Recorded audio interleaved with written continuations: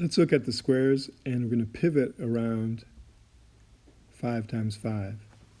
So when we do that, we say, okay, 0 times 0, 1, 1, 4, 9, 16.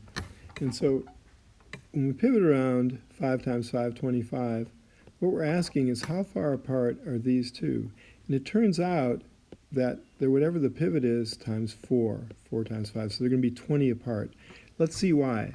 So if you think about the progression of squares, from 4 times 4, the next number, the next square is 4 plus 4 plus 1 away. So plus 9, 16 to 25. And from 25, the next square is 5 plus 5 plus 1. But when you think about it, you say, well, why are they 4 5s apart? Well, here's 2 of the 5s. And then if we put this one with this 4 and this one with this 4, we end up making together 5, a 5, a 5, and a 5. There's our 4 5s. So what does it mean? It means that the square before 5 times 5, if you add 20 to it, you get to the square after 5 times 4.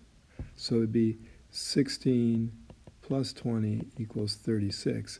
Now how far apart are the next ones? Well, they're going to be 40 apart, 20 more apart, so it'll be 9 plus 40 equals 49.